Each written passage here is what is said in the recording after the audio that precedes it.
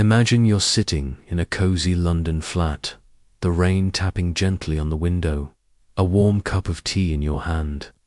Suddenly, the phone rings, shattering the quiet. On the other end, a panicked voice cries out about a murder crime so tangled, so mysterious, that only one man could unravel it, Hercule Poirot. This isn't just any murder mystery. It's a puzzle that twists and turns, pulling you deeper into a web of secrets, lies, and clever disguises. Welcome to the adventure of the Italian Nobleman, a classic Agatha Christie tale where brilliant mind shines. In this video, we're diving into the heart of this story, breaking it down into 10 gripping chapters to uncover every clue, every suspect, and every genius move Poirot makes to crack the case. So, grab your detective hat, hit that like button, and let's step into the world of 1920s London to solve a puzzle only Poirot could master. It's a chilly evening in 1920s London, and the city is wrapped in a misty fog that clings to the cobblestone streets. Inside a small, impeccably tidy flat, Hercule Poirot, the world-famous Belgian detective, is savoring a moment of calm. His mustache, waxed to perfection, twitches slightly as he sips his favorite hot cocoa, its rich aroma filling the room. Beside him sits Captain Hastings, his loyal friend and sidekick, flipping through a newspaper, probably daydreaming about some grand adventure.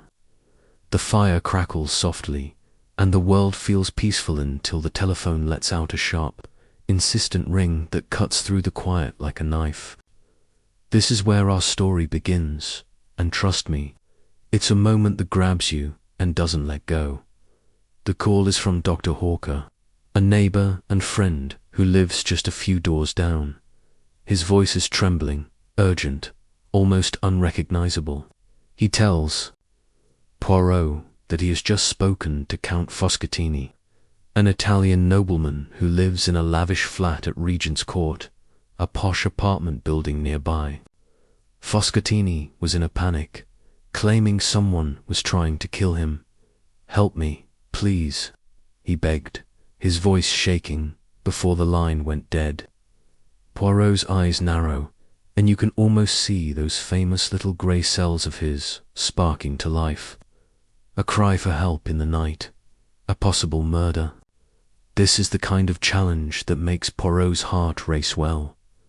As much as a man as composed as Poirot ever lets his heart race.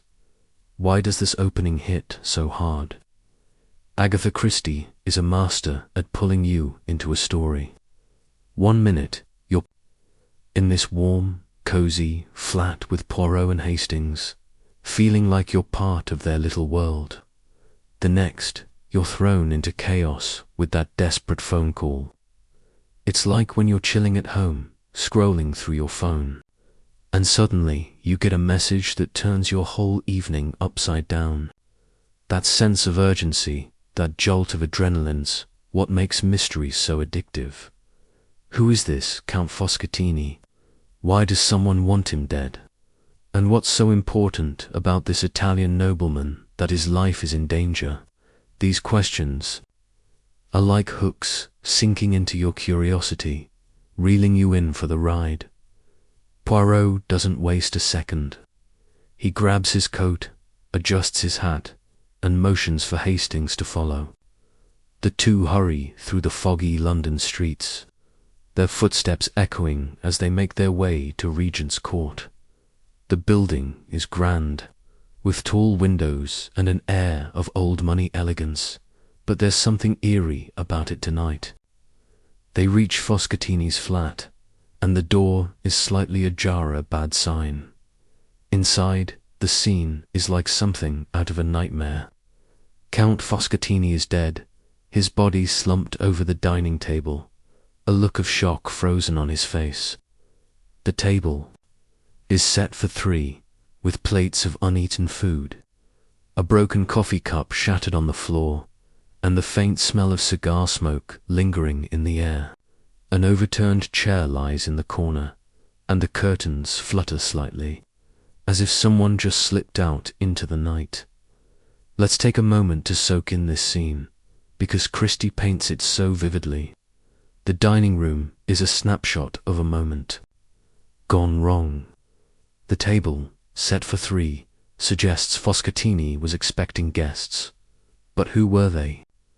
The broken coffee cup, its dark liquid pooling on the floor, hints at a struggle or a sudden movement. And that cigar smoke.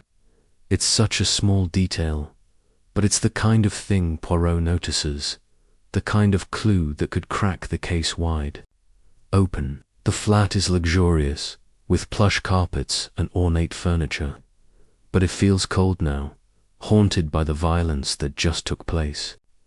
It's like walking into a movie set where the story's already taken a dark turn. What makes this chapter so gripping is how it sets up the puzzle. We've got a dead nobleman, a cryptic phone call, and a crime scene packed with details that don't quite add up. Was Foscatini really an Italian count, or was he hiding something? Who was he dining with, and where are they now? Why did the killer strike at this exact moment? Poirot, of course, is in his element. While Hastings gapes at the scene, Poirot's eyes dart around, taking in every detail, the angle of the chair, the position of the body, the untouched plates. He's like a chess master studying the board, already planning his next move. For us, though, it's a whirlwind of questions, and that's what makes this story so fun. Every detail feels like a piece of the puzzle, and we're itching to see how they fit together. Let's talk about Poirot and Hastings for a second, because their dynamic is a big part of what makes this story shine. Poirot is all meticulous, always thinking 3 steps ahead. He's the kind of person who notices the tiniest speck of dust out of place and turns it into a breakthrough. Hastings, on the other hand, is all heart. He's eager, loyal, and just a bit clueless, which makes him the perfect stand-in for us, the audience. He's the one asking the questions we're thinking. Like Poirot, how on earth are you going to solve this? Their friendship is warm and familiar, like 2 old pals who've been through countless adventures together. It grounds the story, making the wild twists and turns feel real. This chapter also introduces us to Poirot's unique style of detecting. He's not your typical sleuth, running around with a magnifying glass or chasing suspects through dark alleys. Instead, he stands still, observes, and thinks. It's almost like he's solving the crime in his head before he even starts asking questions. In this scene, we see him crouch down to examine the broken coffee cup, his fingers hovering just above the shards. He notices the way the tablecloth is creased, the faint burn mark on the edge of the table. These are the kinds of things most people would miss, but for Poirot, they're like neon signs pointing to the truth. It's mesmerizing to watch, like seeing an artist at work. Before we wrap up this chapter, let's think about why this mystery feels so special. Agatha Christie has a way of making every detail matter. That broken cup, it's not just there for drama to clue. The table set for 3. It's not just a random detail, it's a hint about who was in the room. Even the cigar smoke could be the key to unlocking the whole case. Christie's stories are like treasure hunts, where every little piece leads you closer to the prize. And with Poirot as our guide, we know we're in for a wild ride. So, what's next? In the coming chapters, we'll meet the suspects, uncover the clues, and follow Poirot as he untangles this web of deception. The puzzle is just starting to take shape, and trust me, it's going to get even more exciting. If you're loving this dive into the adventure of the Italian Nobleman, hit that like button and subscribe so you don't miss chapter 2. Drop a comment below. Do you have any guesses about who the killer might be? Let's keep the detective work going. Welcome back, mystery lovers. We're diving right back into the adventure of the Italian Nobleman, where Hercule Poirot is already knee-deep in a murder case that's as puzzling as it gets. In Chapter 1, we left off with Poirot and Hastings, standing in Count Foscatini's lavish flat, staring at his lifeless body slumped over a dining table set for three. The air is thick with questions. Who was Foscatini dining with? Why is there a broken coffee cup on the floor? And what's with that faint whiff of cigar smoke? This chapter is all about exploring the crime scene, where every detail is a potential clue in Poirot's brilliant mind. So, let's put on our detective hats, grab a notebook, and follow Poirot as he starts unraveling this mystery. Don't forget to hit that like button if you're ready for more. Let's paint the picture again, because this crime scene is like a stage set for a drama. Regent's Court is one of those fancy London apartment buildings, all polished wood and gleaming chandeliers, where the rich and important live. Count Foscatini's flat is no exception. Think plush velvet curtains, ornate gold-framed mirrors, and a dining room that screams wealth. But right now, it's a mess. The dining table, set for three, has plates of cold, untouched food, roast chicken, vegetables, a half-empty bottle of wine. One chair is tipped over, like someone left in a hurry. The broken coffee cup lies in pieces on the hardwood floor, its dark stains spreading like a tiny crime scene of its own. And that cigar smoke, it's faint but unmistakable, hanging in the air like a ghost.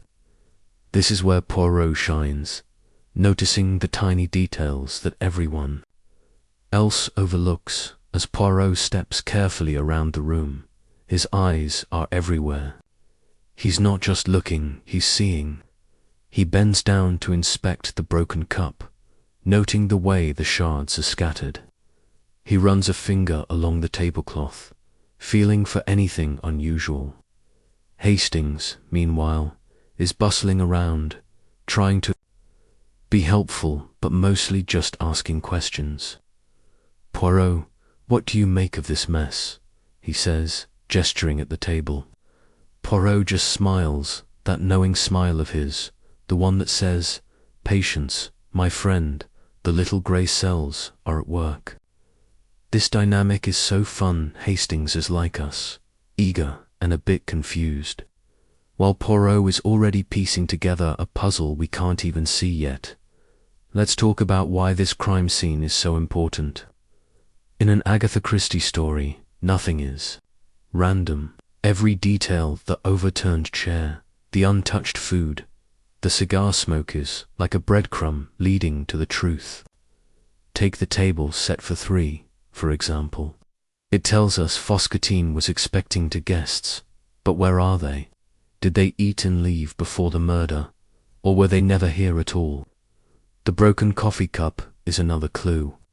Was it dropped in a struggle, or did someone smash it on purpose to make it look like a struggle? And the cigar smoke, maybe the killer smoked a cigar, or maybe it's a red herring to throw us off. Poirot's job is to sort through these details and figure out which ones matter, and it's our job to watch in awe as he does it. Now, let's get practical for a second. If you were a detective like Poirot, how would you approach a crime scene like this? First, you'd observe everything without touching a thing. Look at the big picture, the layout of the room, the position of the body, the state of the furniture. Then zoom in on the details. A smudge on a glass, a crease in the rug, a faint smell in the air. Poirot's method is all about patience and precision. He doesn't rush in and start moving things around like you see in some TV shows. Instead, he stands still, takes it all in, and lets his mind do the heavy lifting. It's like solving a jigsaw puzzle. You don't force the pieces together. You study them until they fit. Back in the flat, Poirot notices something else, a small burn mark on the edge of the dining table. It's barely visible, but to Poirot, it's like a neon sign. Could it be from the cigar, or is it something else entirely? He also spots a tiny speck of ash on the floor, near the overturned chair. Hastings doesn't even notice it, but Poirot tucks this detail away in his mind. Then there's the body itself. Count Foscatini, a man in his 50s with slicked back hair and a tailored suit, looked like he was caught by surprise.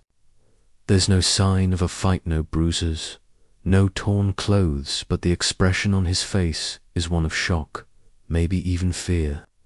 Poirot leans in close, studying the Count's hands, his pockets, even the way his tie is knotted. Every little thing could be a clue.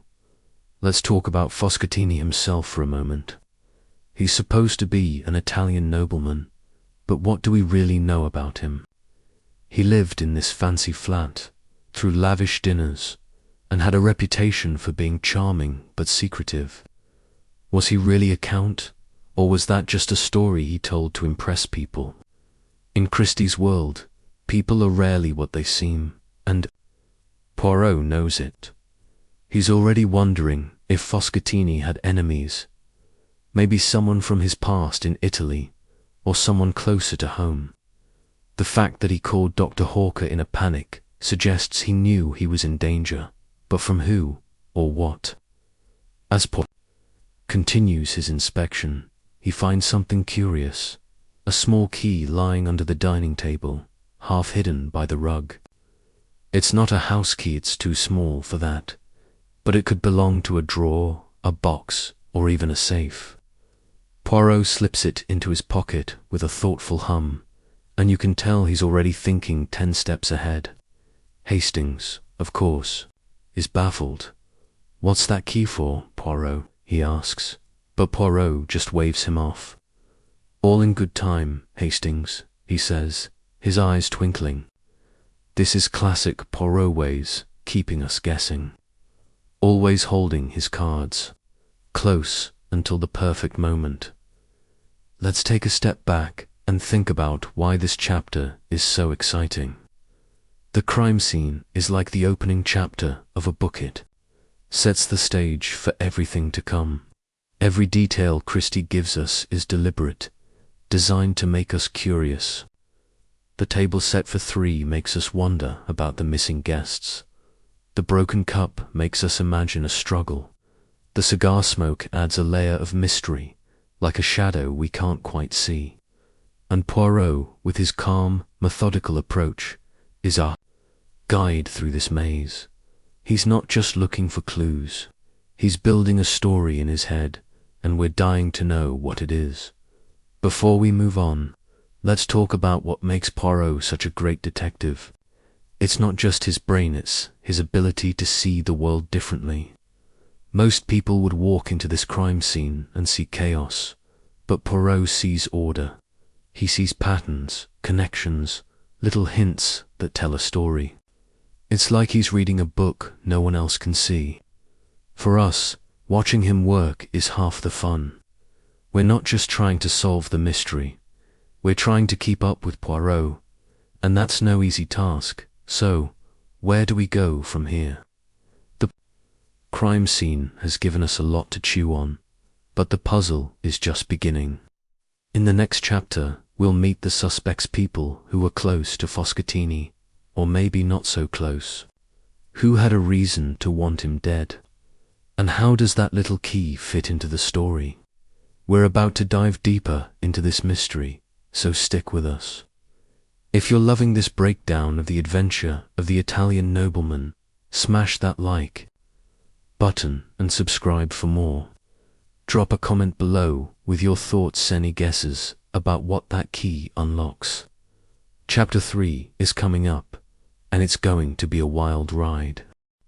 Welcome back, detectives. We're deep into the adventure of the Italian nobleman, and things are getting juicier by the minute. In Chapter 2, we explored the chilling crime scene in Count Foscatini's lavish flat complete with a table set. For 3, a broken coffee cup, and that mysterious cigar smoke lingering in the air. Hercule Poirot, with his razor-sharp mind, has already started piecing together the puzzle, noticing details like a tiny key and a burn mark that could unlock the whole case. Now, it's time to meet the people who might hold the key to this. Murder, the suspects, who was close to Foscatini, who had a reason to want him dead. In this chapter, we're diving into the colourful cast of characters in this 1920s London mystery, and trust me, they're a fascinating bunch. So, grab a snack, hit that like button, and let's get to know the players in this deadly game. As Poirot and Hastings step back from the crime scene, the police arrive, led by the nonsense Inspector Japp. He's a familiar face, always a bit skeptical of Poirot's fancy methods, but secretly glad to have him around. Japp starts asking questions, and it's not long before we learn about the people who were in Foscatini's orbit. The Count wasn't just some rich nobleman living it up in London. He had connections, secrets, and maybe a few enemies. The dining table set for 3 is a big clue. Foscatini was expecting 2 guests that night, but they're nowhere to be found. Who were they, and why did they vanish? Poirot's little grey cells are buzzing, and he's ready to dig into the lives of everyone connected to this case. First up, let's talk about Ascanio, Foscatini's valet. He's a young Italian man, quiet and polite, with dark eyes that seem to hide more than they reveal. Ascanio has been with Foscatini for years, handling everything from his clothes to his appointments. He claims he wasn't in the flat when the murder happened. He says he was out running an errand for the Count, picking up some wine from a nearby shop. But here's the thing, his story is a little too perfect, and Poirot notices the way Ascanio's hands fidget when he talks. Could he be lying? Valets know their employers' secrets, and maybe Ascanio knew something about Foscatini that made him dangerous or made him a target. Poirot jots down a mental note. Check Ascanio's alibi. Next, we have Mr. Graves, Foscatini's English butler. He's older, stiff as a board, with that classic British butler vibe. Think polished shoes and a permanent frown. Graves, says he, served a dinner that evening but left the flat before the guests arrived, as Foscatini gave him the night off. That's convenient, right? Poirot raises an eyebrow when he hears this. Why would Foscatini send his butler away right before a big dinner? And there's something else. Graves has a faint smell of tobacco on his coat. Not quite cigar smoke, but close enough to make Poirot curious. Could Graves have been in the room longer than he's letting on? Or is he just a smoker who happened to be in the wrong place at the wrong time? Then there's Signora Zia, a glamorous Italian widow who lives in the same building. She's in her 40s, with striking dark hair and a flair for dramatic gestures. She claims she was friends with Foscatini, often joining him for drinks or card games, but neighbors whispered that their relationship was more than friendly, maybe even romantic. Signora Zia says she was in her own flat all evening, reading a novel, but she seems nervous when Poirot asks if she heard anything unusual, like shouting or a struggle. Her story doesn't quite add up, and Poirot's sharp eyes catch a flicker of fear when Foscatini's name comes up. Could she have been one of the dinner guests? Or does she know more about the Count's secrets than she's letting on? Let's not forget Dr. Hawker, the neighbor who made that frantic phone call to Poirot. He's a kind-hearted doctor, always ready to help, but he's shaken by Foscatini's death. He tells Poirot he barely knew the Count, only speaking to him. occasionally in the building's lobby. But that phone, call Foscatini, begging for help, suggests they were closer than Hawker admits. Why would Foscatini call Hawker, of all people, in his moment of panic? Was it just because he was nearby, or is there a deeper connection? Poirot notices that Hawker's hands tremble slightly when he talks about the call, and that's enough to make him a person of interest. You're hiding something. Mon ami Poirot thinks, though he keeps his polite smile. Now, let's talk about why these suspects are so fascinating. Agatha Christie has a knack for creating characters who feel real but always have a twist. Each of these people, Sir Graves, Signora Zia, and Dr. Hawker, has a connection to Foscatini, but they all have something to hide. Maybe it's a secret about money, love, or revenge. Maybe one of them was at that dinner table, or maybe they all were. The beauty of Christie's stories is that everyone's a suspect, and no one's story is quite what it seems. Poirot knows this, and he's already watching their every move, looking for the tiny slip that will reveal the truth. Let's get practical for a moment. If you were Poirot, how would you handle these suspects? First, you'd listen not just to their words, but to their tone, their body language, the way they avoid certain questions. Poirot's a master at this. He asks simple questions like, "What time did you leave the flat, Mr. Graves?" But he's really watching for the pause, the glance away, the nervous laugh. He's also thinking about motives. Ascanio might have resented his demanding boss. Graves could have been stealing from Foscatini's wine cellar. Signora Zia might have been jealous or scorned, and Dr. Hawker, maybe he knew something about Foscatini's past that made him a threat. Poirot's method is like playing chess. He's always thinking several moves ahead, setting traps with his questions. Back at the flat, Poirot starts asking about the dinner guests. Japp's men have found no trace of them, no coats, no bags, no fingerprints that don't belong. It's like they vanished into thin air. But Poirot's not buying it. He points out the 3 place settings again. 3 plates, 3 glasses, 3 sets of cutlery. Someone was here, he says softly, his eyes scanning the room. He's also curious about that small key he found under the table. He hasn't mentioned it to Japp yet. He's keeping it close, like a card he's not ready to play. Could it belong to one of the suspects? Maybe it opens a drawer where Foscatini kept his secret saw, his enemy's secrets. Let's zoom in on one detail. That's bugging Poirot, the cigar smoke. It's such a specific clue, and it doesn't quite fit. Foscatini wasn't known to smoke cigars, and none of the suspects admit to it either. But that burn mark on the table and the ash on the floor suggest someone was smoking in the room. Was it the killer, or was it one of the dinner guests, leaving a clue behind?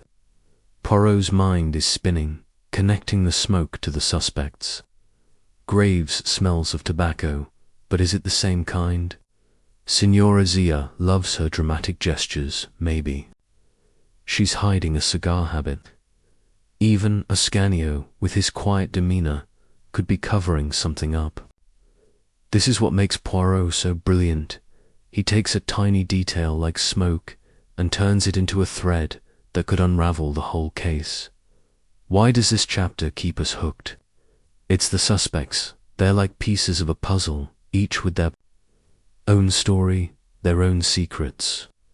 Christie gives us just enough to make us suspicious of everyone. Ascanio's fidgety hands, Graves' too perfect alibi, Signora Zia's nervous glances, Dr. Hawker's shaky voice. They all feel guilty, but who's the real culprit? And then there's the mystery of the missing dinner guests. Were they even real, or is the table set for 3 just a trick to confuse us? Poirot's already building a picture in his mind, but for us, It's a whirlwind of possibilities.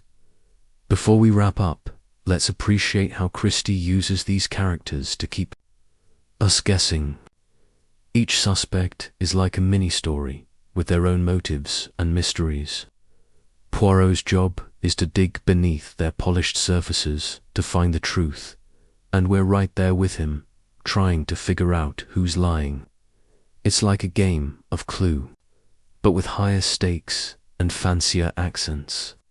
And Poirot, with his calm, confident demeanor, is our guide through the chaos. He's not just solving a crime, he's putting on a show, and we're lucky to have front row seats. What's next? In Chapter 4, we'll follow Poirot as he starts questioning the suspects, looking for cracks in their stories. That little key, the cigar smoke, the table set for 3, they're all pieces of the puzzle, and Poirot's about to start fitting them together. If you're loving this deep dive into the adventure of the Italian nobleman, smash that like button and subscribe so you don't miss what's coming. Drop a comment below. Who do you think is the shadiest suspect so far? Let's keep the detective work going, and I'll see you in Chapter 4. Hey, mystery fans, welcome back to our deep dive into the adventure of the Italian nobleman. We're picking up right where we left off in Chapter 3, where Hercule Poirot has just met the key suspects in the murder of Count Foscatini, the fidgety valet Ascanio, the stiff butler Graves, the glamorous Signora Zia, and the shaken Dr. Hawker. The crime scene: a dining table set for 3. A broken coffee cup, a faint whiff of cigar smoke, and that mysterious key Poirot found has given us plenty to think about. Now Poirot's ready to do what he does best: ask questions, set traps, and watch the suspects squirm. In this chapter, we'll see him start to poke holes in their stories, using his famous little grey cells to uncover lies and get closer to the truth. So, grab your magnifying glass, hit that like button, and let's follow Poirot as he turns up the heat in this 1920s London whodunit. The scene shifts to the next morning, and Poirot is in his element. He's back at his cozy flat, sitting in a plush armchair, sipping his morning tisana fancy herbal tea that's basically his version of coffee. Captain Hastings is pacing nearby, still buzzing with questions about the murder. "Poirot, who do you think did it?" he asks, but Poirot just gives him that classic half-smile, the one that says, "Mon ami, you are always in such a hurry." Poirot's not ready to guess yet. He's about to start questioning the suspects, and he's going to do it his way, slowly, carefully, and with a twinkle in his eye that means he's already setting traps. Poirot's first stop is the valet. They meet in a small sitting room at Regent's Court, where Ascanio is nervously polishing a silver candlestick, probably to keep his hands busy. Poirot sits down, crosses his legs, and starts with simple questions. "Monsieur tell me, what was the Count like as an employer?" he asks, his voice smooth as silk. Ascanio says Foscatini was demanding but fair, always hosting fancy dinners and meeting important people. But when Poirot asks about the night of the murder, Ascanio sticks to his story. He was out buying wine, just as the Count asked, and you saw nothing unusual when you returned. Poirot presses, leaning forward slightly. Ascanio shakes his head, but his eyes dart to the side, and Poirot notices. That's the thing about Poirot, he's not just listening to your words, he's watching your face, your hands, even the way you sit. Ascanio's nervous glance is like a red flag, and Poirot files it away. Next up is Graves, the butler. They meet in the servants' quarters, where Graves is folding napkins with military precision. He's all business, his face as stiff as his starched collar. Poirot starts gently, asking about Graves' duties and how long he's worked for Foscatini. Graves says he's been with the Count for 2 years, handling the household and serving at dinners. When Poirot asks about the night of the murder, Graves repeats his story. Foscatini gave him the night off, so he left before the guests arrived. And you did not return to the flat at all? Poirot asks, his eyes sharp. Graves says no, but there's a slight pause, just a fraction of a second, before he answers. Poirot's smile doesn't waver, but you know he's thinking, aha. Monsieur Graves, you hesitate. Then Poirot casually mentions the smell of tobacco on Graves' coat. Do you smoke cigars, perhaps? He asks innocently. Graves says he prefers a pipe, but his jaw tightens, and Poirot's little grey cells are buzzing again. Signora Zia is next, and this interview is a show all on its own. They meet in her flat, which is dripping with elegant silk cushions, crystal vases, and a faint scent of perfume. She's dressed in a flowing black dress, playing the part of the grieving friend, but her eyes are sharp and wary. Poirot compliments her home, making her relax, then asks about her relationship with Foscatini. Oh, we were just friends, she says, waving a hand dramatically. We played cards, shared a glass of wine, nothing more. But when Poirot asks if she was invited to the dinner that night, her smile falters. She claims she was in her flat reading, but she can't quite remember the name of the book.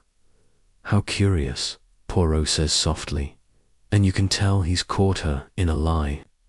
He doesn't push too hard, though he's planting seeds, letting her think she's safe, while he watches for her next mistake. Finally, Poirot talks to Dr. Hawker, who's still rattled from the phone call that started this whole mystery. They meet in Hawker's modest flat, where medical books are stacked on every surface. Hawker says he barely knew Foscatini, just a neighborly acquaintance, but Poirot isn't buying it. And yet, Monsieur le Docteur, he called you in his moment of fear, Poirot says, tilting his head.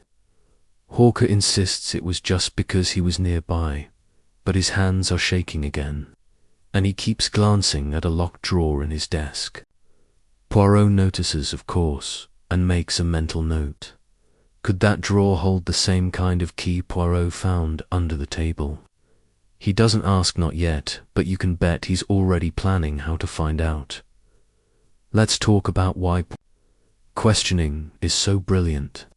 He's not like a cop in a TV show, yelling or slamming fists on tables. Instead, he's polite, charming, almost friendly, but it's all a trap. He asks simple questions to make the suspects feel safe, then slips in a sharp one to catch them off guard.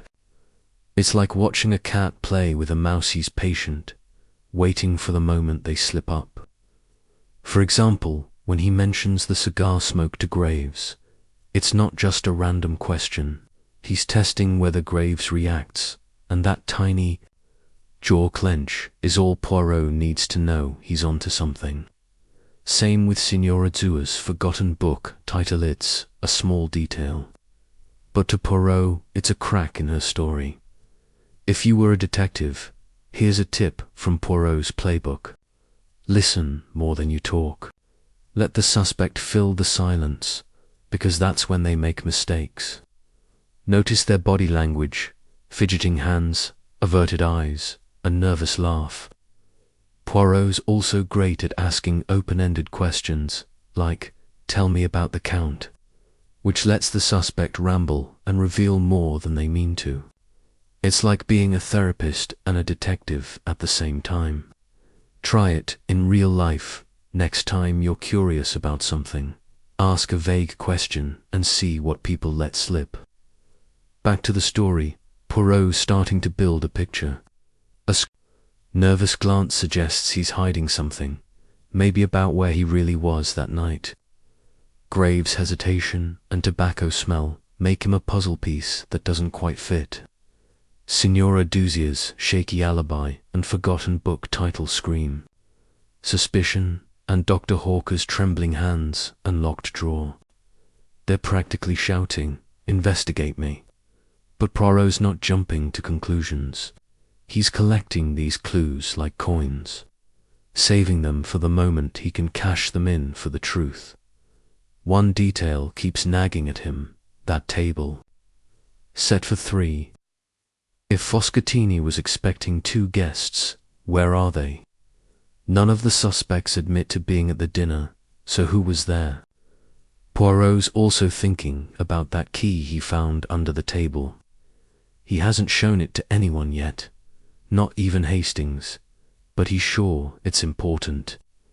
Maybe it opens a safe where Foscatini kept important papers or secrets worth killing for, and the cigar smoke. It's still a mystery, but Poirot's starting to wonder if it's connected to one of the suspects. Have it, or maybe it's a clue the killer left behind on purpose. Why is this chapter so gripping? It's Poirot's mind at work, watching. Him question the suspects is like watching a master painter create a masterpiece, one careful brushstroke at a time. Every question, every glance, every pause is building toward the big reveal. Christie keeps us hooked by giving us just enough to suspect everyone, but not enough to be sure. Is Ascanio's nervousness just guilt, or is he covering for someone else? Is Graves' stiff demeanor hiding a crime? Is Signora Zia's charm a mask for a motive? And what's in Dr. Hawker's locked drawer? It's a delicious tangle of possibilities, and Poirot's the only one who can untangle it. Before we move on, let's give a shout-out to Agatha Christie's genius. She makes every suspect feel real, with quirks and flaws that make them leap. Off the page, Ascanio's quiet intensity, Graves' icy professionalism, Signora Zia's dramatic flair, Dr. Hawker's nervous energy, they're all so vivid, you can picture them in your head. And Poirot, with his polite questions and sharp mind, is like a conductor leading an orchestra of lies. We're hooked because we want to see who breaks first. What's next? In Chapter 5, Poirot's going to dig deeper, chasing down alibis and testing his theories. That key, the cigar smoke, and the missing dinner guests are still out there, waiting to be explained. If you're loving this breakdown of the adventure of the Italian nobleman, smash that like button and subscribe so you don't miss what's coming. Drop a comment below who's your top suspect right now and why. Let's keep sleuthing together, and I'll see you in Chapter 5. Welcome back, sleuths. We're diving straight back into the adventure of the Italian nobleman, where Hercule Poirot is hot on the trail of Count Foscatini's killer. After questioning the suspects Ascanio, Graves, Signora Zia, and Dr. Hawker, little grey cells are working overtime. He's noticed their nervous glances, shaky alibis, and tiny slip-ups, and now he's ready to dig deeper. That mysterious key, the lingering cigar smoke, and the table set for 3 are still nagging at him, and he's determined to find out what they mean.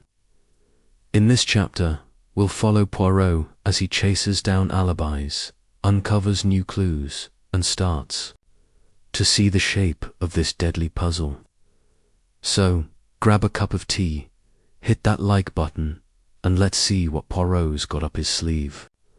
The morning sun is streaming through the windows of Poirot's flat, and he's pacing slowly, his hands clasped behind his back. Captain Hastings is sprawled in an armchair, scribbling notes and muttering about how everyone seems guilty. "Poirot? They all have something to hide," he exclaims, but Poirot just nods, his eyes distant. "Oui, mon ami, but it is the nature of their secrets that matters," he says, tapping his temple. Poirot's decided to start by checking the suspects. Alibis, starting with Ascanio, the valet, whose story about buying wine feels a little too neat. Poirot sends Hastings to the wine shop to confirm the details, while he heads back to Regent's Court to snoop around at the wine shop. Hastings chats with the clerk, a cheerful man with a bushy beard. The clerk remembers Ascanio coming in that evening, but here's the kicker. He says Ascanio was there much earlier than he claimed. Around 6 o'clock, not closer to the time of the murder. Hastings rushes back to tell Poirot, who raises an eyebrow. Most interesting, he murmurs. If Ascanio was back at the flat earlier than he said, what was he doing? Was he really running errands, or was he in the dining room when Foscatini was killed? Poirot's not ready to confront Ascanio, yet he wants more pieces of the puzzle first. Next, Poirot turns his attention to Graves, the butler, whose story about being given the night off feels suspicious. Poirot visits a nearby pub where Graves said he spent his evening. The bartender, a gruff man with a thick Cockney accent, confirms Graves was there, but only for about an hour, leaving plenty of time to slip back to the flat. Even more curious, the bartender mentions Graves was talking to a stranger, a tall man in a dark coat, who left quickly. Poirot's eyes light up. Could this stranger be one of the missing dinner guests, or someone connected to the murder? He makes a note to ask Graves about this mystery man, but he'll do it carefully, like a fisherman reeling in a catch. Signora Zia's alibi is trickier to check. She claimed she was in her flat reading, but her vague answer about the book title has Poirot suspicious. He decides to visit her flat again, this time under the pretense of returning a scarf she dropped at Foscatini's. It's a classic Poirot move, using a small excuse to get inside and observe. Signora Zia welcomes him with a dazzling smile, but her hands flutter nervously as she offers him tea. While she's in the kitchen, Poirot's eyes scan the room. He spots a small ashtray on a side table, with a faint trace of ash that smells faintly of cigars. Bingo! Could Signora Zia be the source of the cigar smoke in Foscatini's flat? When she returns, Poirot casually mentions cigars. Watching her reaction, she laughs it off, saying she prefers cigarettes, but her smile is a little too tight. Poirot doesn't push, he just smiles back, storing this clue away. Dr. Hawker's alibi is the hardest to crack. He says he was home all evening, except for a quick walk to clear his head. Poirot decides to check with the doorman at Regent's Court, a chatty fellow named Tom who notices everything. Tom confirms Hawker went out for about 20 minutes around the time of the murder, but he didn't see where he went. Poirot's intrigued by that locked drawer in Hawker's flat. Could it hold something connected to the key he found? He decides to test Hawker's nerves by dropping by unannounced, asking innocent questions about the phone call from Foscatini. Hawker's face pales when Poirot mentions the key, saying he's never seen anything like it, but his eyes flick to the drawer again. Poirot pretends not to notice, but inside, he's practically dancing another clue. Let's talk about why this chapter is so exciting. Poirot's not just checking alibis, he's playing a game of cat and mouse. Every conversation, every visit, is a chance to catch a suspect in a lie or uncover a new detail. The wine shop clerk's timeline pokes a hole in Ascanio's story. The pub bartender's mention of a stranger adds a new mystery to Graves' alibi. The ashtray in Signora Zia's flat ties her to the cigar smoke, and Hawker's nervous glance at the drawer. It's practically screaming, "Look here." Poirot's building a web of clues, and we're right there with him, trying to keep up. If you were a detective, here's a tip from Poirot. Don't just take alibis at face value. Check them, cross-check them, and look for gaps. People lie, but the truth leaves traces times that don't match, witnesses who saw something odd. Poirot's also great at using his charm to get information. He's polite, even friendly, which makes people drop their guard. Try it yourself next time you're curious about something. Ask questions with a smile and see how much people reveal. Back at his flat, Poirot spreads out his notes, like a general planning a battle. He's got Ascanio's shaky timeline, mystery man, Signora Zia's ashtray, and Hawker's locked drawer. Then there's that key, still tucked in his pocket. He pulls it out, turning it over in his hands. It's small, brass, with an intricate design, not a house key, but maybe for a box or a safe. He's starting to wonder if Foscatini was hiding something, valuable money, jewels, or maybe secrets worth killing for. The table set for 3 still bothers him too. If the guests were there, why are there no traces of them? No fingerprints, no coats, nothing. It's like they were ghosts or someone cleaned up after them. The cigar smoke is another piece of the puzzle. Poirot's now thinking it might not just be a clue to the killer's identity, it could be a deliberate misdirection. Maybe someone left a cigar burning to make it look like they were there, or to point suspicion at someone else. He's also curious about that burn mark on the dining table. Was it from the cigar, or something else entirely? Poirot's mind is spinning, connecting dots we can't even see yet. It's what makes him so brilliant. He's not just collecting clues. He's building a story, and every detail has to fit. Why does this chapter keep us on the edge of our seats? It's the slow burn of discovery. Every alibi Poirot checks reveals a new twist, a new question. Ascanio's timeline doesn't add up. Graves was seen with a stranger. Signora Zia's got cigar ash in her flat. Hawker's hiding something. In that drawer, it's like peeling an onion. Each layer reveals something new, and we're dying to know what's at the core. Christie's genius is in making us feel like detectives, piecing it together alongside Poirot, but always one step behind him.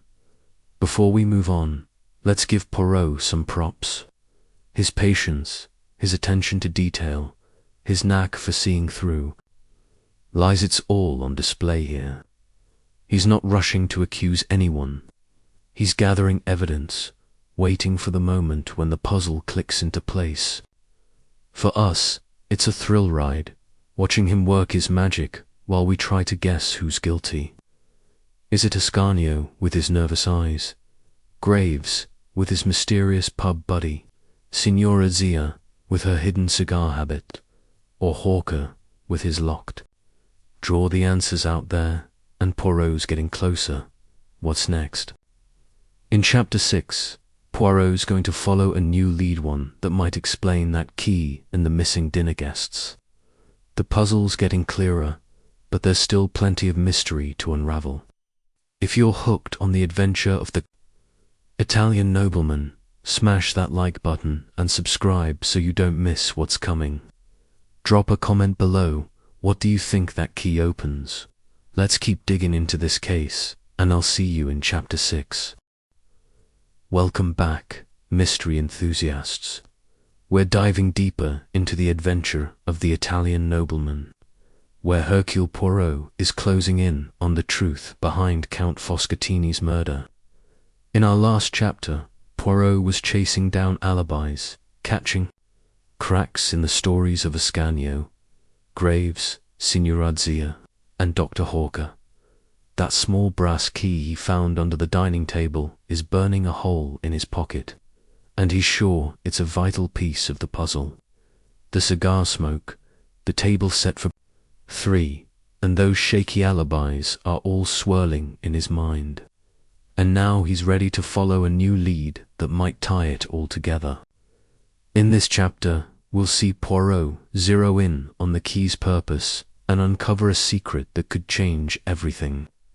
So, grab your detective notebook, hit that like button, and let's follow Poirot as he unlocks the next layer of this 1920s London whodunit. Poirot is back at Regent's Court, standing in Foscatini's flat, where the air still feels heavy with the weight of the crime. The police have finished their initial sweep, and Inspector Japp is off chasing leads, leaving Poirot and Hastings alone in the quiet apartment. Hastings is fidgeting, as usual, muttering about how the key could belong to anything: a suitcase, a diary, even a secret compartment. Poirot, though, is calm, turning the small brass key over in his fingers. "Mon ami," he says to Hastings, "this key is not for something ordinary, it is for something important." His eyes scan the room, landing on a heavy oak desk in the corner of the dining room, its surface cluttered with papers and a silver inkstand. Could the key fit there? Poirot approaches the desk, running his hands along its edges, checking for hidden drawers. He's meticulous, like a jeweler examining a diamond. Sure enough, he finds a small keyhole on the underside of the desk, barely visible unless you know where to look. With a soft click, the key fits perfectly, and a hidden drawer pops open. Hastings gasps, leaning over Poirot's shoulder as they peer inside. The drawer contains a small leather notebook, its pages filled with cryptic notes in Foscatini's handwriting, along with a few letters tied with a ribbon. Poirot's eyes gleam. This could be the breakthrough he's been waiting for. The Count, it seems, had secrets worth hiding, he murmurs, slipping the notebook into his coat. Back at his flat, Poirot sits at his desk, the notebook open before him. The notes are a jumble of names, dates, and numbers, written in a code that's not immediately clear. Some entries mention Signora Zia, which makes Poirot's eyebrows shoot up. Could this be Signora Zia? Other notes refer to the Englishman and the doctor, hinting at Graves and Hawker. There's even a mention of A, which could point to us. The letters are more revealing. One is from Signora Zia, written in flowery Italian, thanking Foscatini for a generous gift, but urging him to keep their arrangement quiet. Another letter, unsigned, warns Foscatini to leave London, or face consequences. Poirot leans back, stroking his moustache. "Mon ami," he says to Hastings, "the Count was playing a dangerous game. Let's pause and talk about why this discovery is so exciting. The hidden drawer and the notebook. Our classic Agatha Christie every mystery has a secret stash of clues, and Poirot's knack for finding them is what sets him apart. The notebook and letters suggest Foscatini wasn't just a charming nobleman, he was tangled up in something shady. Was he blackmailing someone? Involved in a scandal? The coded notes and cryptic letters are like a treasure map, and Poirot's the only one who can read it. For us, it's a thrill, knowing we're getting closer to the truth but still in the dark about the full picture. Poirot decides to test one of the clues from the notebook. An entry mentions a meeting at the usual place on the night of the murder, signed with the initial S. Could this be Signora Zia? Poirot heads to her flat again, this time with a more direct approach. He shows her a blank piece of paper, claiming it's a note from Foscatini's desk, and watches her reaction. "Did you meet the Count that evening, madame?" he asks, his voice gentle but firm. Signora Zuze's face goes pale, and she stammers that she was home all night, but her hands are trembling, and Poirot knows he's struck a nerve. He doesn't reveal the real notebook yet. He's saving that for later, when he can use it to trap the killer.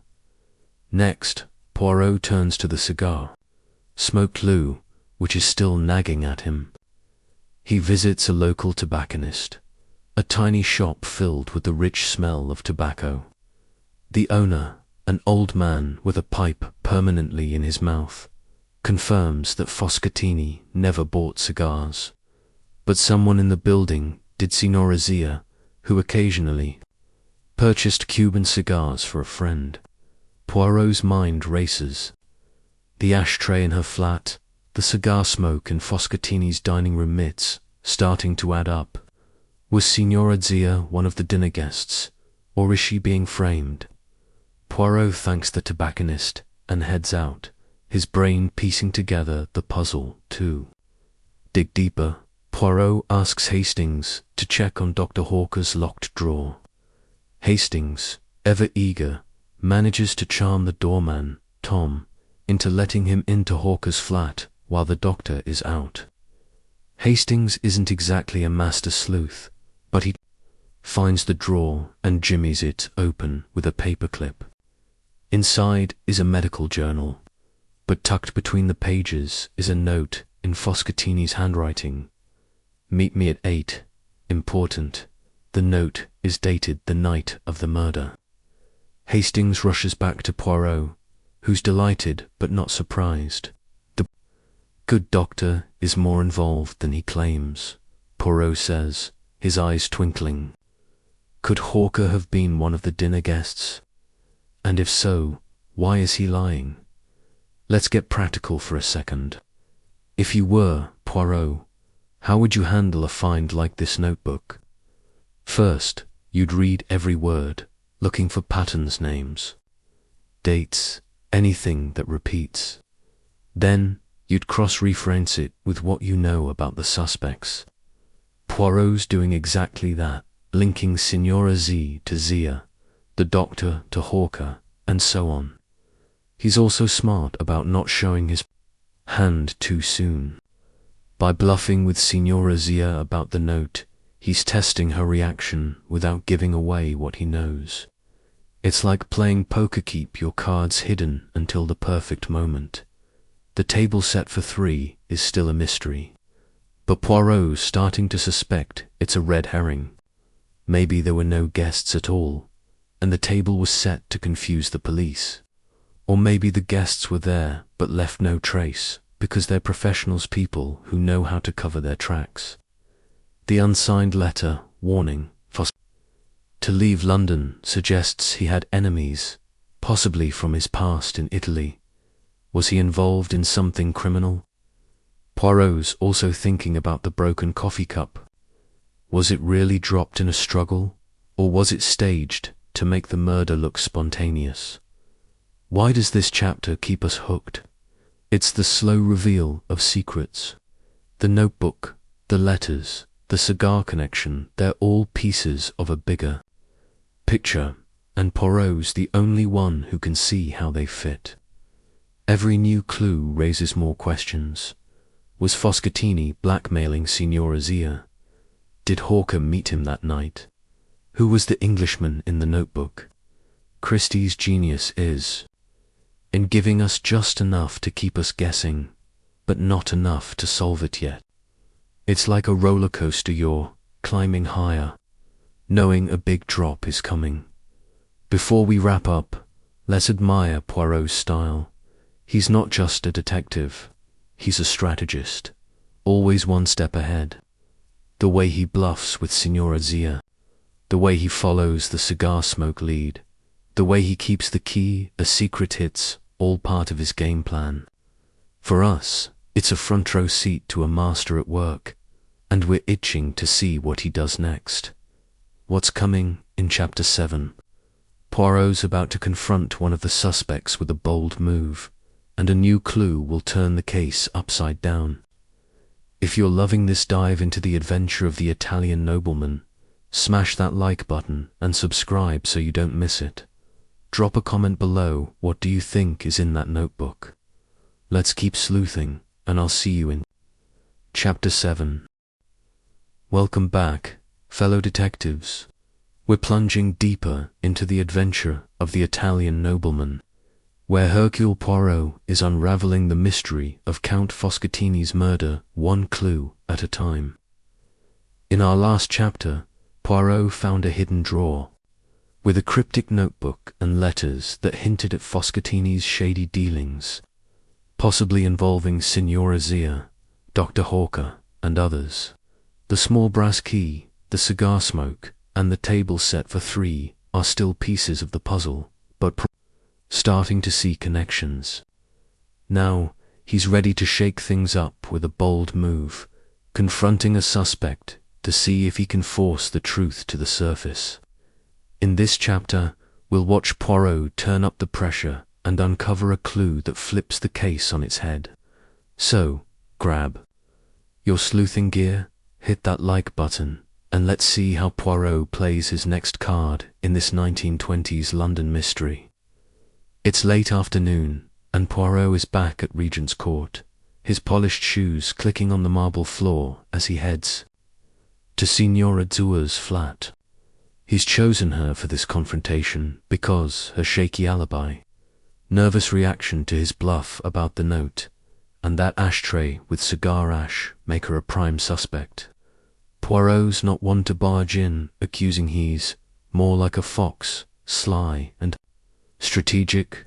He knocks on her door, and Signora Zia answers, her smile as dazzling as ever, but her eyes wary.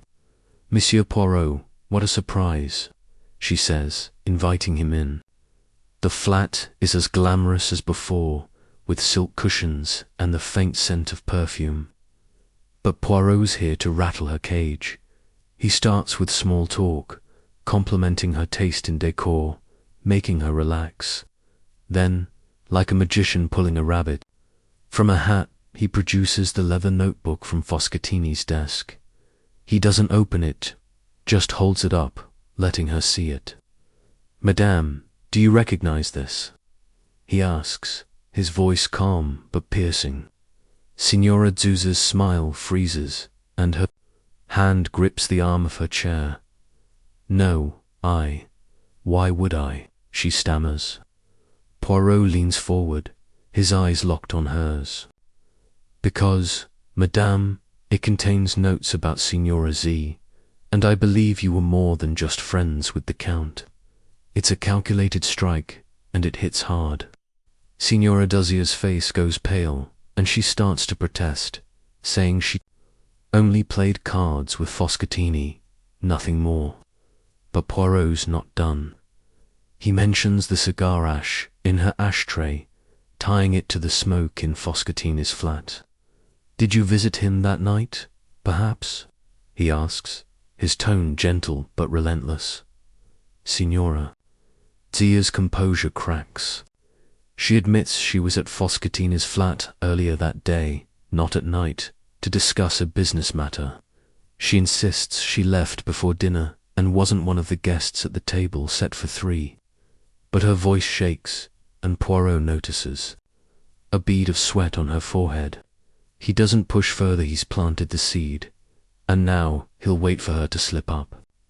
As he leaves, he spots something new, a small photograph on her mantelpiece, showing her with Foscatini and another man, all smiling at what looks like a fancy party. The man's face is half hidden, but Poirot's memory is like a steel trap. Could this be the Englishman from the notebook?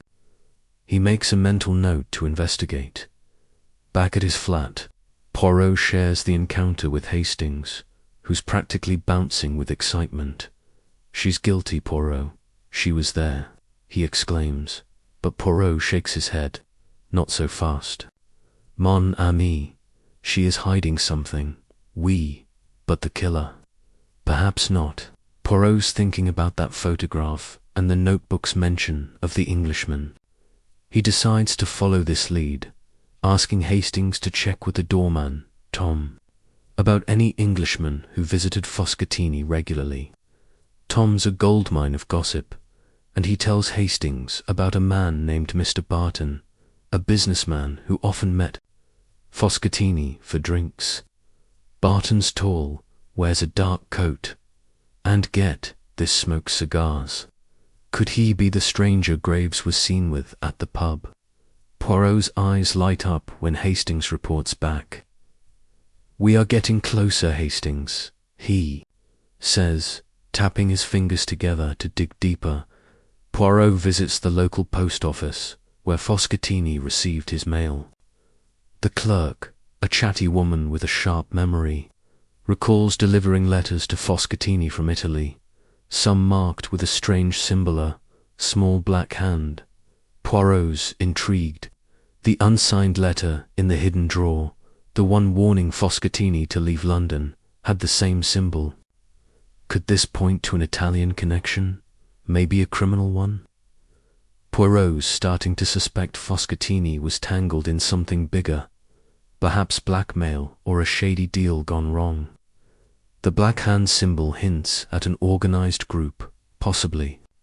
From his past in Italy, Poirot files this away, knowing it could be the key to the motive. Let's talk about why this confrontation with Signora Zia is such a game-changer. Poirot's not just asking questions. He's using psychology, pushing her buttons to see how she reacts. Her admission that she was in the flat earlier is a crack in her story, and that photograph is a new piece of the puzzle. The black hand symbol adds a layer of intrigue, suggesting Foscatini's death wasn't just personal, it might be tied to something much bigger. Christie's stories are like onions, peeling back one layer to reveal another, and Poirot's the only one with the patience to keep peeling. If you were a detective, here's a tip from Poirot. When confronting a suspect, don't accuse outright. Instead, drop hints, show them a clue, and watch their reaction. Poirot's trick with the notebook was a masterclass. He didn't even need to show her the actual notes to get her rattled. It's like fishing. You cast the line, wiggle the bait, and wait for the bite. Try it in real life. Next time you're curious about something, hint at what you know and see how people respond back to the case.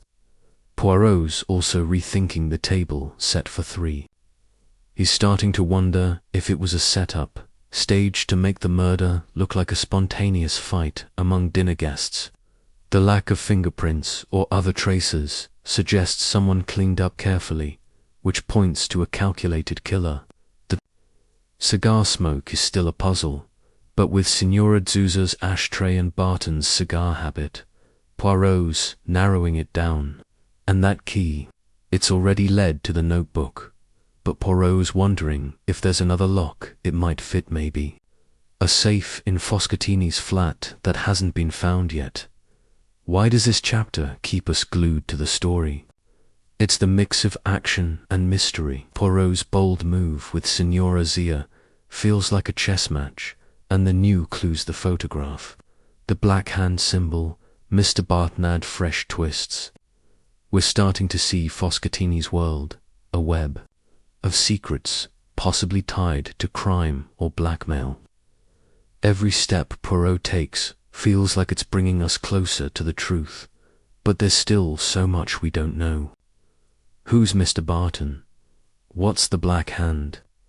And was Signora Zia really just a friend, or something more? Before we move on, let's give a nod to Poirot's genius. His ability to read people, to know when to push and when to pull back, is what makes him unstoppable.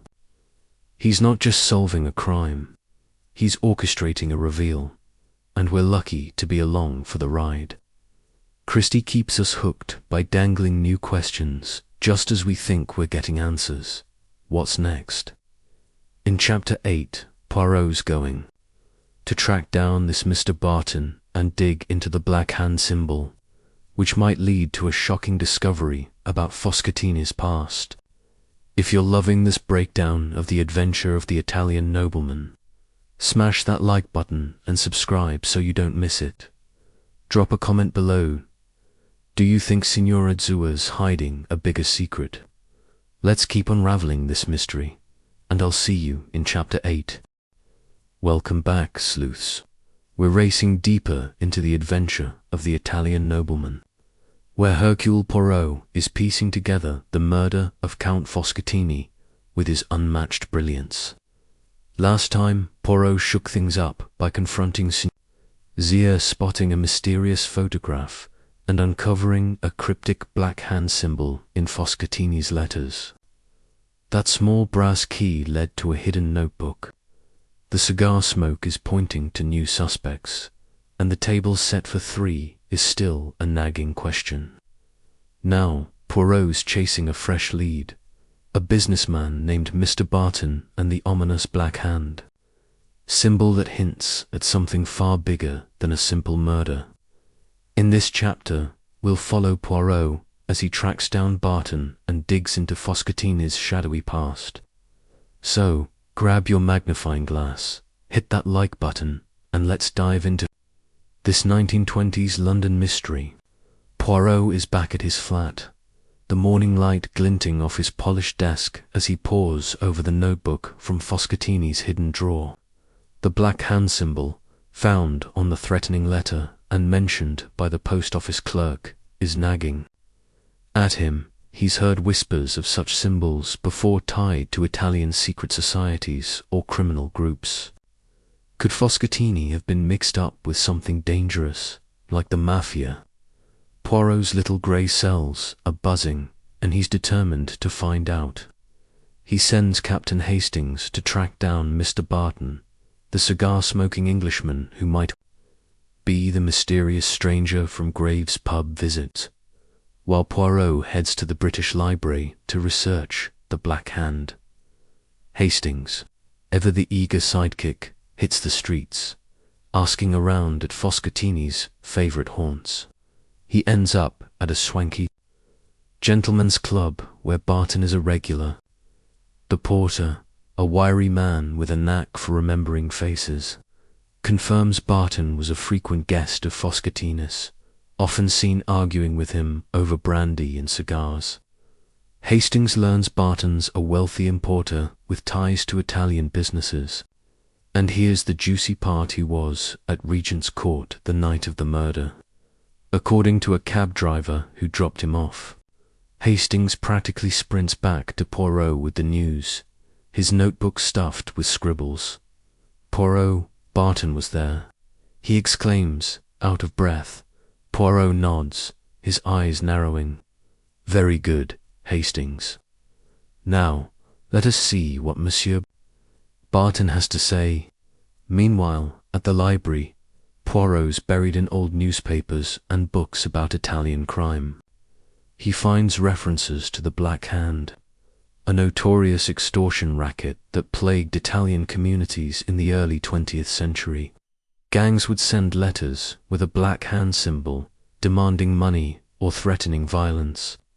The letter in drawer warning him to leave London fits the pattern perfectly. Poirot's mind receives: could Foscatini have been a victim of the Black Hand, or was he involved with them? Maybe he was skimming money, double-crossing his partners, and someone decided he'd gone too far.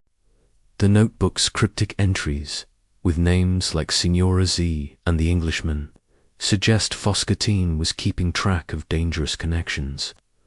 Poirot tucks the book away, his mustache twitching with excitement.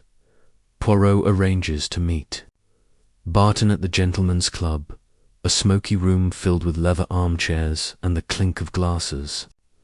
Barton's a tall man with a sharp suit and a confident grin, puffing on a Cuban cigar that smells suspiciously like the smoke in Foscatini's flat. Poirot plays it cool, introducing himself as a friend of Foscatini's, curious about their business dealings. Barton's friendly at first, saying he and Foscatini were partners in an import business, dealing in Italian wines and antiques. But when Poirot mentions the night of the murder, Barton's grin fades. He claims he was at the club all evening, playing cards, but his fingers tighten around his cigar, and Poirot spots a flicker of unease. "And you did not visit Regent's Court that night?" Poirot asks, his voice soft but sharp. Barton denies it, but the cab driver's story says otherwise. Poirot doesn't call him out. He just smiles and changes the subject. Storing Barton's reaction for later, let's talk about why this is such a thrilling moment. Poirot's like a chess master, moving pieces around the board. Confronting. Barton isn't about getting a confession, it's about watching how he reacts, like a scientist testing a hypothesis. The Black Hand connection adds a whole new layer to the mystery, turning a single murder into a possible conspiracy. Was Foscatini a victim, a villain, or both? And Barton's nervous grip on his cigar. It's a tiny detail, but to Poirot, it's as loud as a shout. Christie's genius is in making every interaction feel like a clue, keeping us guessing about who's lying and why. Back at the flat, Poirot compares notes with Hastings. The cab driver's story places Barton at Regent's Court, which contradicts his alibi. The Black Hand symbol ties Foscatini to a criminal underworld, and the notebook suggests he was keeping secrets about his associates. Poirot's starting to suspect that the table set for three might be a deliberate misdirection. What if Foscatini staged the dinner scene to cover up a meeting with someone dangerous, like Barton or a Black Hand operative? The broken coffee cup could be part of the act, smashed to make the murder look like a spur of a moment fight. And the cigar smoke. With Barton's cigar habit, it's looking more and more like he was in that room to dig deeper. Poirot visits the Italian embassy, hoping to learn more about Foscatini's past. The clerk, a nervous young man with a thick accent, confirms Foscatini was a minor noble from Naples but had a reputation for shady dealings. Rumors swirled that he fled Italy after crossing some powerful people, possibly linked to the Black Hand. The clerk mentions a name, Carlo Vanni, a known associate of Foscatini's, who disappeared years ago. Could Vanni be the Englishman in the notebook, hiding under a new identity? Poirot's mind is spinning, connecting dots across countries and years. Let's get practical for a moment. If you were Poirot, how would you handle a lead like the Black Hand? You'd start by gathering every scrap of information, old letters, newspaper clippings, witness accounts. Then you'd look for patterns, repeated names, symbols, or places.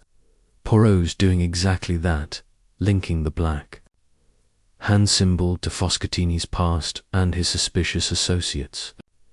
He's also smart about not jumping to conclusions. Barton's a suspect, but so are Signora Zia, Graves, and Hawker. The key is to keep digging, cross-checking every detail until the truth emerges. Try this in your own life when you're solving a problem. Collect all the facts before deciding what they mean. Poirot decides to revisit the crime scene, hoping to find something he missed. In Foscatini's flat, he notices a faint scratch on the dining room floor, near the overturned chair. It's small, barely visible, but it looks like something heavy was dragged across the wood. Could it be a clue to how the killer left? Or maybe it's tied to something hidden in the rumor safe. Perhaps that the key might still fit. Poirot's also thinking about Dr. Hawker's locked drawer and that note Hastings found, dated the night of the murder. He's starting to wonder if Hawker was more than just a neighbor. Maybe he was part of Foscatini's shady dealings too. Why does this chapter keep us hooked? It's the way the stakes are rising. The Black Hand symbol turns this from a personal murder into a potential crime ring, with names like Barton and Vanni adding new suspects. Poirot's careful probing of Barton, his research at the library, and his trip to the embassy show him closing in on the truth. But there's still so much we don't know. Was Barton one of the dinner guests? Is the Black Hand behind the murder? And what about that scratch on the floor? Christie keeps us on edge by revealing just enough to make us hungry for more. Before we move on, let's give Poirot a round of applause. His ability to follow a lead from a tiny symbol to a criminal network is what makes him a legend. He's not just solving a puzzle, he's unraveling a story, and every clue is a chapter. For us, it's like watching a movie where the plot twists just keep coming, and we're loving every second. What's next? In Chapter 9, Poirot's going to zero in on Dr. Hawker and that locked drawer, and a shocking revelation will turn the case upside down. If you're loving this dive into the adventure of the Italian Nobleman, smash that like button and subscribe so you don't miss it. Drop a comment below. Do you think Barton's the killer, or is the Black Hand a bigger player? Let's keep sleuthing, and I'll see you in Chapter 9. Welcome back, Detective Squad. We're nearing the climax of the adventure of the Italian Nobleman, where Hercule Poirot is unraveling the tangled web of Count Foscatini's murder with his signature brilliance. Last time, Poirot dug into the mysterious Black Hand symbol, pointing to a possible criminal underworld, and tracked down Mr. Barton, the cigar-smoking businessman who was at Regent's Court the night of the murder. The small brass key, the table set for 3, and the cryptic notebook are all coming together, but there's still a missing piece. Now Poirot's turning his laser focus on Dr. Hawker and that locked drawer in his flat, which could hold the final clue to crack the case. In this chapter, we'll see a shocking revelation that flips everything we thought we knew. So, grab your sleuthing cap, hit that like button, and let's dive into this 1920s London mystery. Poirot is back in his cozy flat, the afternoon light, casting long shadows as he sips his tisane, his mind racing. Captain Hastings is sprawled on a couch, flipping through his notes, still buzzing about Barton and the Black Hand. "Poirot, do you think Barton's our man?" he asks, but Poirot just raises a finger, his eyes twinkling. "Patience, mon ami, the good doctor, he has been too quiet." Poirot's fixated on Dr. Hawker, whose nervous glances and locked drawer have been nagging at him. That note, Hastings, found in Hawker's drawer, dated the night of the murder and signed by Foscatini, is a flashing red light. Poirot's decided it's time to get answers, and he's got a plan to make Hawker talk. Poirot heads to Hawker's flat, his polished shoes tapping softly on the stairs of Regent's Court. He knocks, and Hawker opens the door, looking pale and twitchy, like he hasn't slept in days. "Monsieur Poirot, what brings you here?" he asks, his voice a little too high. Poirot smiles, all charm, and says he's just tying up loose ends. He casually mentions the note from Foscatini, watching Hawker's face like a hawk.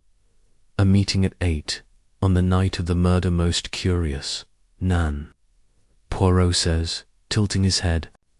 Hawker stammers, claiming it was just a friendly note, nothing important.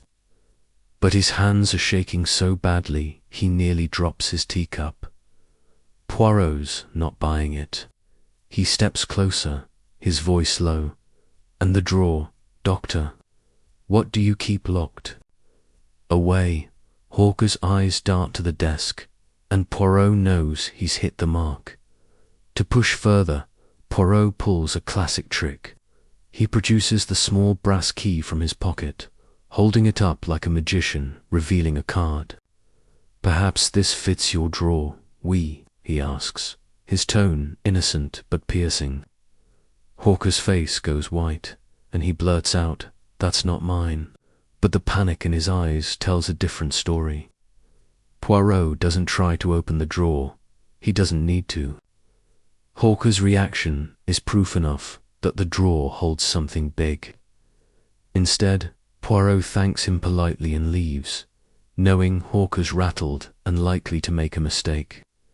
It's pure Poirot plant a seed, stir the pot, and wait for the truth to bubble up. Back at his flat, Poirot shares his suspicions with Hastings. He's starting to think Hawker wasn't just Foscatini's neighbor. He was involved in whatever shady business Foscatini was running. The note suggests Hercule was at the flat that night, maybe even one of the dinner guests. But why lie about it? Poirot's also wondering about the Black Hand. The threatening letter with the Black Hand symbol pointed to a criminal network, and Hercule's nervousness could mean he's scared of them, more part of them. To test this, Poirot sends Hastings to check with the doorman, Tom, about any strange visitors to Hercule's flat. Tom, always a fountain of gossip, recalls seeing a man with a heavy Italian accent visit Hercule a week before the murder. Looked like trouble, Tom says, scratching his chin. Hastings rushes back with the news, and Poirot's moustache twitches. The plot, it thickens, he murmurs. Poirot decides it's time to open Hercule's drawer, but he's not about to break in like a common thief. Instead, he asks Inspector Japp for a favor, using his charm to convince Japp to borrow Hercule's key during a routine police visit. Japp, grumbling but curious, agrees, and soon Poirot has the drawer open. Inside, he finds a bundle of letters, some in Italian, all marked with the Black Hand symbol. One letter, written in a shaky hand, is from Foscatini himself, begging Hercule to keep the secret safe or they'll come for us both. Another letter mentions a payment to Vanni, the name Poirot heard at the Italian embassy. Poirot's eyes light up. This is the bombshell he's been waiting for. Hercule wasn't just a bystander. He was neck-deep in Foscatini's schemes. Let's talk about why this revelation is such a game-changer.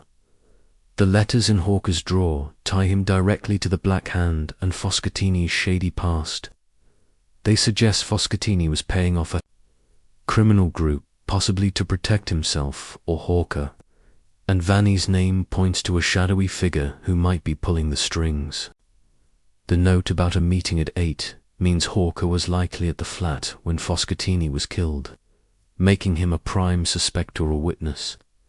Christie's genius is in dropping this bombshell just when we thought we had a handle on the case, turning everything upside down. It's like a plot twist in a movie that makes you gasp and rewind to catch what you missed. If you were a detective, here's a tip from Poirot. When you find a big clue, don't stop there. Cross-check it with everything else you know. Poirot's linking the letters to the notebook, the Black Hand symbol, and Barton's cigar habit. He's also rethinking the table set for 3. What if Hercule was one of the guests, and the third was Vanni or Barton? The broken coffee cup could be a sign of a struggle, or maybe it was staged to hide a planned murder. Poirot's method is like building a house.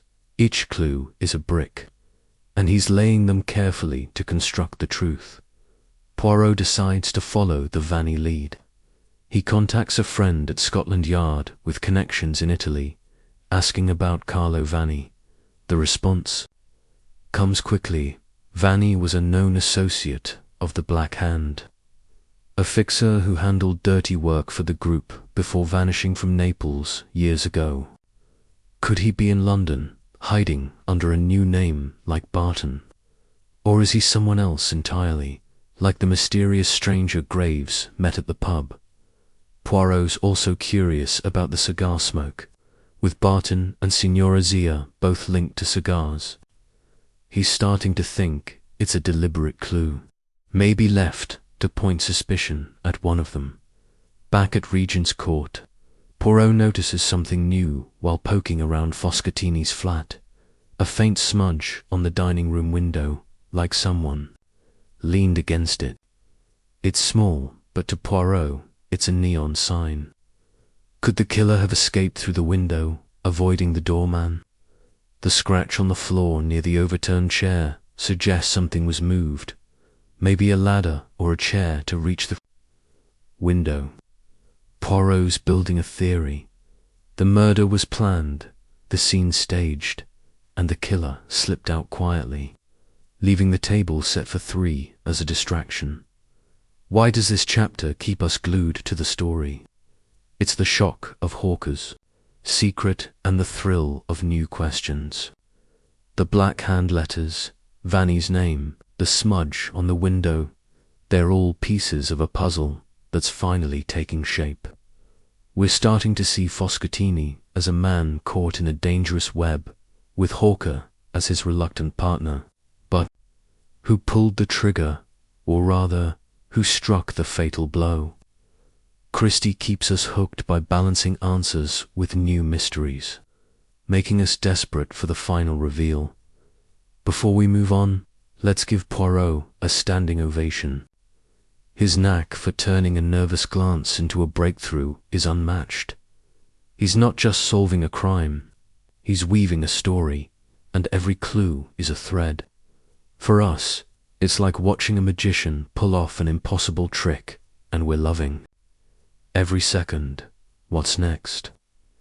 In Chapter 10, Poirot is going to bring all the suspects together for a classic showdown, where he'll reveal the killer and tie up every loose end. If you're loving this dive into the adventure of the Italian nobleman, smash that like button and subscribe so you don't miss the finale. Drop a comment below. Do you think Hawker's the killer, or is Vanny the key? Let's keep sleuthing, and I'll see you in Chapter 10. Welcome back, Detective Squad, to the grand finale of the adventure of the Italian nobleman. We've followed Hercule Poirot through a maze of clue cigar smoke, a table set for 3, a mysterious brass key, and a cryptic notebook. The murder of Count Foscatini. In our last chapter, Poirot uncovered Dr. Hawker's secret stash of black hand letters, linking him to Foscatini's shady dealings and a shadowy figure named Carlo Vanni. The smudge on the window and the scratch on the floor hint at a carefully staged crime scene. Now Poirot's ready to bring all the suspects together for a classic showdown, where he'll reveal the killer and tie up every loose end. This is it, the moment we've been waiting for. So, grab your popcorn, hit that like button, and let's watch Poirot work his magic in this 1920s London whodunit. The scene is set in the elegant drawing room of Regent's Court, where Poirot has gathered everyone: Ascanio, the nervous valet; Graves, the stiff butler; Signora Zia, the glamorous widow; Dr. Hawker, the shaky doctor; and Mr. Barton, the cigar-smoking businessman. Inspector Japp is there too, leaning against the wall, arms crossed, ready to make an arrest. Captain Hastings sits in the corner, his notebook open, eyes wide with anticipation. The room is tense, the air thick with suspicion, as everyone watches. Poirot paced slowly, his hands clasped behind his back. "Mise, Amis," he begins, his voice calm but commanding. "Tonight, we shall uncover the truth behind the murder of Count Foscatini." Poirot starts by laying out the crime scene. The table set for 3, the broken coffee cup, the cigar smoke, and the body slumped over the table. At first, it seemed a simple creamer quarrel among dinner guests, perhaps, he says, his eyes scanning the room. But the little grey cells, they tell a different story. He pulls the brass key from his pocket, holding it up. This key, found under the table, led to a hidden drawer, and in that drawer, a notebook that revealed the Count's secrets. The suspects shift uncomfortably, and Poirot smiles.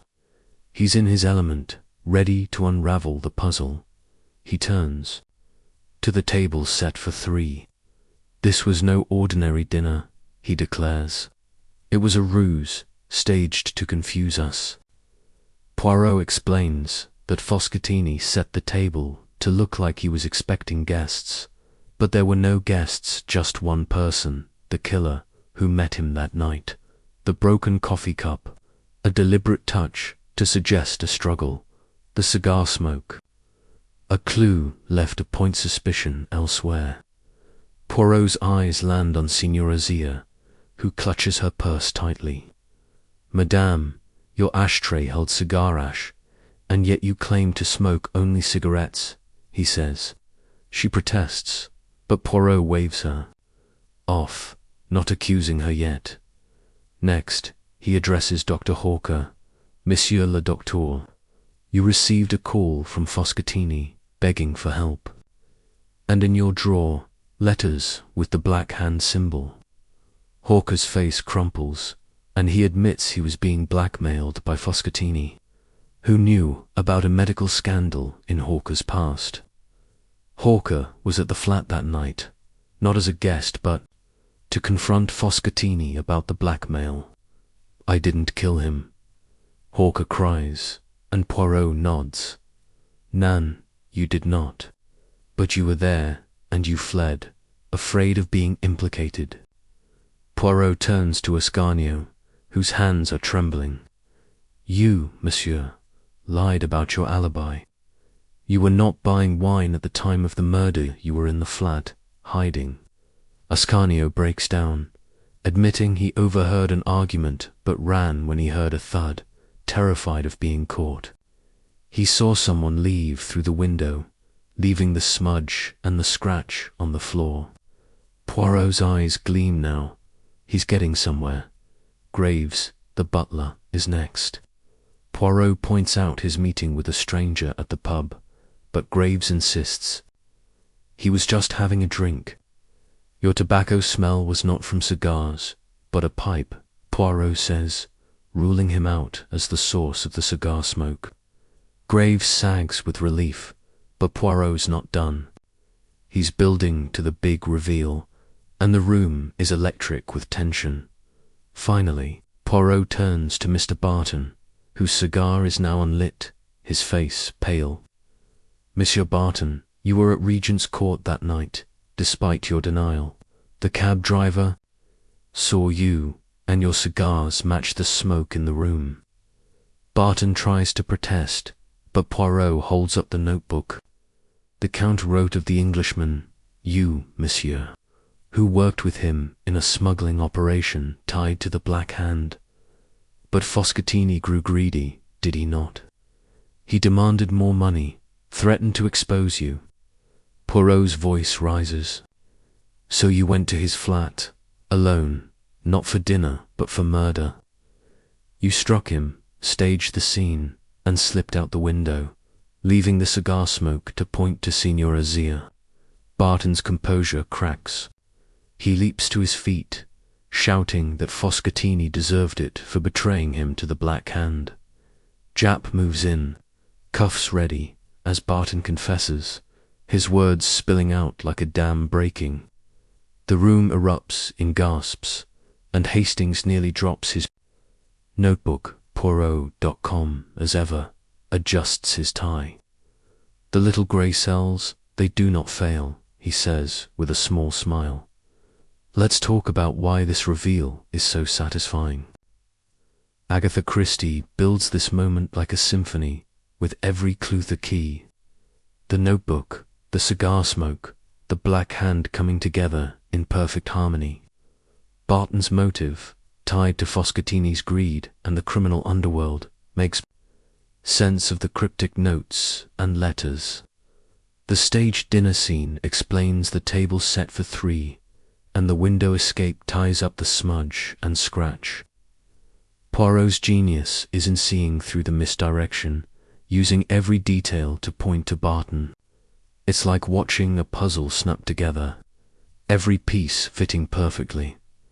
If you were a detective, here's a tip from Poirot. Always look for the motive. Clues like the cigar smoke or the key are important, but it's the why that solves the case. Barton's greed and fear of exposure drove him to kill, and Poirot found it by following the trail of lies. Try this in real life.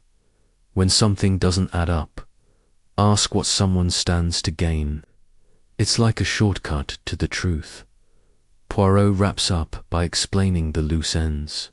Signora Zia's cigar ash was a coincidence. She smoked cigars secretly. but wasn't involved. Ascanio's lie was out of fear, not guilt.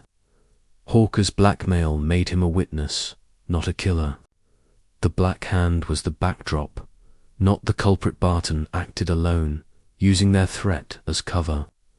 The key, the notebook, the smoke call were pieces of a puzzle only Poirot could solve.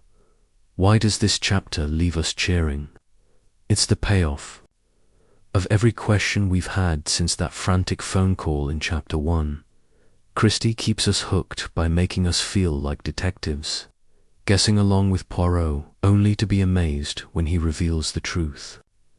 It's a masterclass in storytelling, with every clue leading to this moment. As Japp leads Barton away, Poirot turns to Hastings. "Another puzzle solved, mon ami," he says, sipping his tisane. The case is closed, but the thrill of the chase lingers.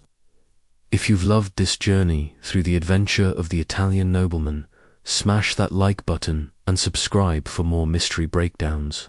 Drop a comment below. Did you guess Barton was the killer, or did Poirot surprise you? Share your thoughts, and let's keep the detective spirit alive. Thanks for joining me, and I'll see you in the next mystery.